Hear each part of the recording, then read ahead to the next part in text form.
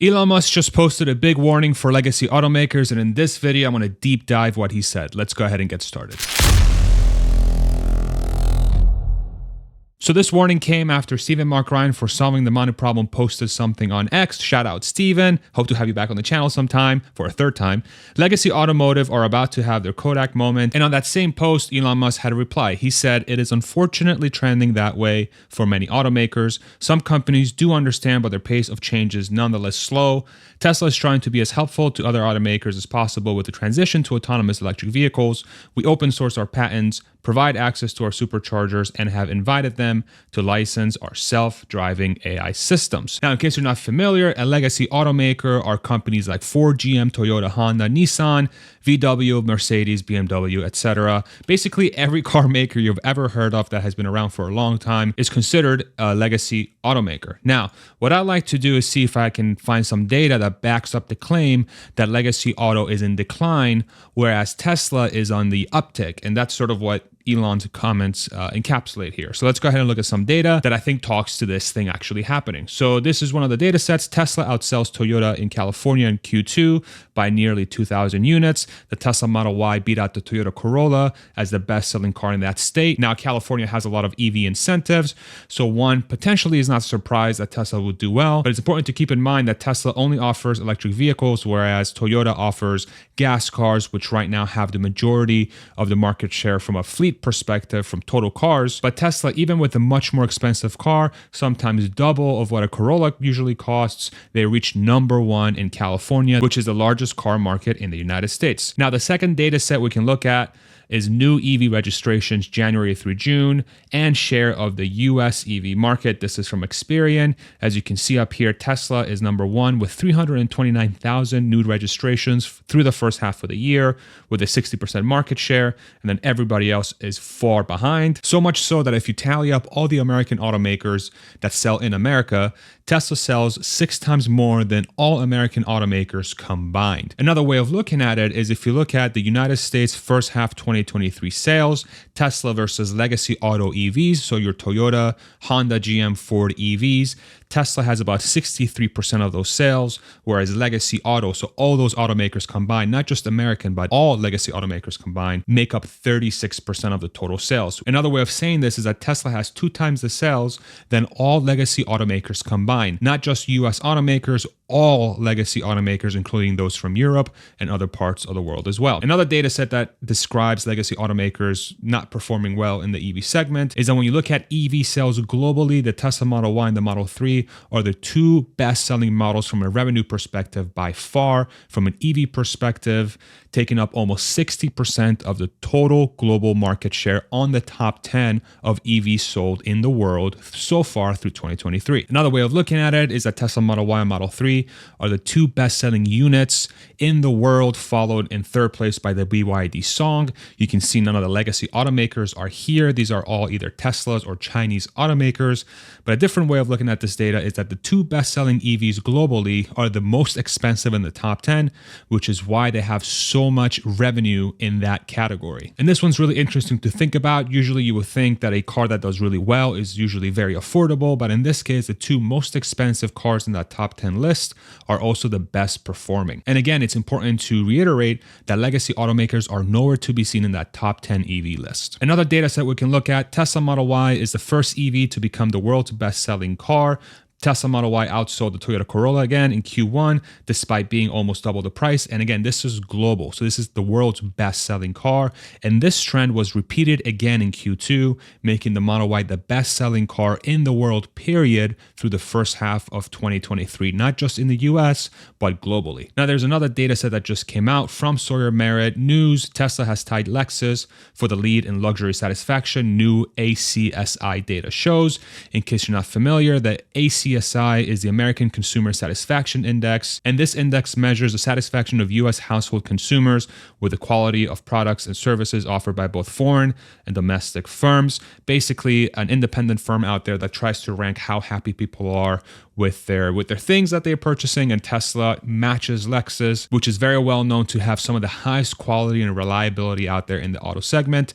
Lexus is owned by Toyota, and it should be no surprise to anybody that Toyota is loved by many, many people. And after looking at all that data, it's very important to keep in mind that Tesla has achieved all these feats with only 4 models. The Model S, which is an expensive luxury sedan, the Model X, which is an expensive luxury SUV, the Model 3, which is a more affordable mid-sized luxury car, and the Model Y, which is a mid-sized luxury SUV. What that also means is that Tesla doesn't have a pickup truck or an affordable compact because they only have those 4 models. The pickup truck market is huge, obviously, in the States. It's also really big in South America and also parts of Australia. And that compact segment is also huge in Europe, the States as well, South America, Asia. Really, the entire world is always looking for an affordable vehicle. Now, there's 2 key takeaways here from all this data is that Tesla is beating legacy automakers in many metrics versus gas cars. Best-selling car in the world versus a Toyota, best-selling car in California, same satisfaction scores as a Lexus, which makes it better than many other luxury brands like Mercedes and BMW. But the bigger overarching theme here is that Tesla is absolutely dominating legacy auto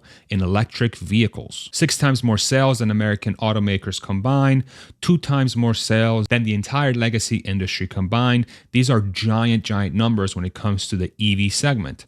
And it's important to keep in mind that Tesla has been at it for over 10 years. And in those 10 years, legacy automakers are still nowhere close to catching up to Tesla. Now, the reason why this is important is that there's a clear trend as to what's happening in the next few years. If we look at Norway new car sales, their total auto segment, you can see that electric cars are almost 80% of all total new cars sold in the country versus 21% petrol. For us Americans, petrol stands for gas. So 4 out of 5 cars being bought right now in Norway that are new are electric vehicles. What's interesting about this data point is that when people say that electric vehicles shouldn't be bought in cold weather, Norway is one of the coldest places on earth, and electric vehicles are 80% of the total market share. Now, Norway is a very small country, but it's very important to keep in mind that Norway should be looked at as an end result of this transition. And the reason why is if we look at the global market share for electric vehicles from 2013 to 2022, you can very easily see this exponential growth going from 0.2% of the total market share for EVs up all the way to 13% as of the end of 2022. And this, of course, is an exponential growth that will continue as the decade goes on. And so within this context, it's very important to look at Norway as a canary in the coal mine. This is a warning sign out there for legacy automakers that say, hey, this is coming. And in a world where 80 to 100% of sales are EVs, legacy is in huge trouble after 10 years of the Model S first coming out.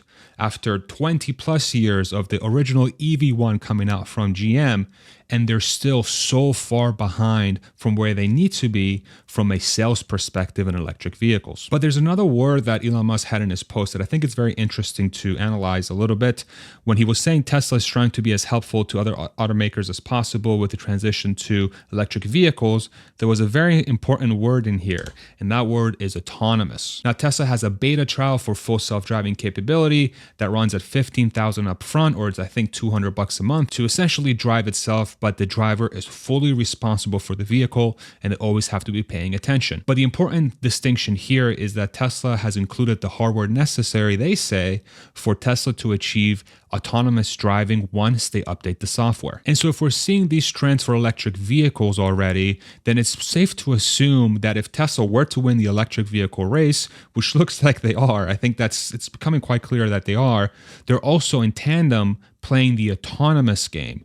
And if they end up winning the EV game, then they'll also end up winning the autonomous game. Think about it this way. If the biggest automaker in the world is Tesla, let's say 10 to 15 years from now, selling all those EVs, and all those EVs have autonomous capability, and nobody else has autonomous capability, why would anybody buy a car that can't drive itself when one of the competitors can. Imagine sitting in your car, it can take you to the movies, it can take you to the bar and back. You don't have to worry about getting a designated driver. You can take a nap going from home to work in your hour-and-a-half commute. You don't have to deal with bumper-to-bumper traffic. Everything is taken care of for you. Imagine that world where one automaker has that and nobody else does. It seems unlikely that people will not buy Teslas under that scenario. If anything, I would think most people will want to buy a Tesla. And within that framework, legacy automakers are not well positioned to survive. They're super behind on the electric vehicle front, not just against Tesla, but all the Chinese automakers as well. And we're not even talking about the autonomy portion. So the question becomes, as this becomes more and more clear to the rest of the world and to governments potentially, will governments step in and allow these legacy car companies to potentially die? Without something drastic happening, without some tremendous success coming from Ford, GM, Toyota, where they can sell an EV at millions of units per year, it seems likely that legacy automakers will continue to shrink as more and more sales go away from the gas car to the electric car. And under that scenario, is Tesla willing to help these automakers? One of the things that Elon Musk said on that post is that he is willing to license out things like full self-driving to these automakers. And what's interesting with that point is that this is no different than how legacy automakers work today.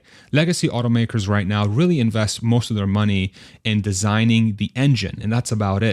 The suspension, the trim, the seats, a lot of the parts inside of the car, like the infotainment, the steering wheel, the stalks, the rims, the radiator, all the little tanks and all the little filters, all of these are handled by suppliers. And all legacy automakers they're just a conglomerate of sorts that buy these supplies from these suppliers and they puzzle piece it together into a car. And under this scenario, Tesla would just become one of those suppliers to these legacy automakers that will supply them the cameras, the hardware necessary to process the images from the cameras. And so if you've been following this channel for a while, we've been talking about this quite a bit, but it's always interesting to hear Elon Musk himself say that this trend is happening. Of course, we can't just take his word for it and say, okay, he's saying it's going to happen, it's going to happen. But I really do think a lot of the data is backing up this trend.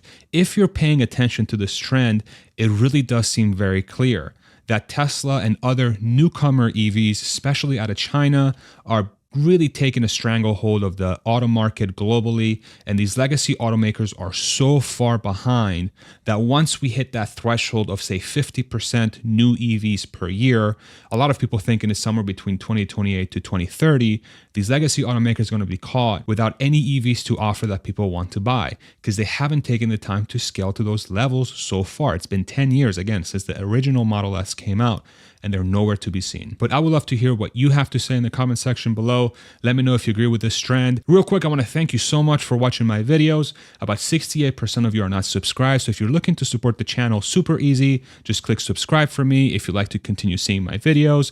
And if you want to go above and beyond, I have a link to my merch in the description below, and also a coupon for Athletic Greens, which is a supplement that I take every single day, free travel packs and vitamin D with your purchase. Thank you so much for watching. I hope this was informative and helpful, and we'll see you in the next one. Take it easy, everybody. Bye-bye.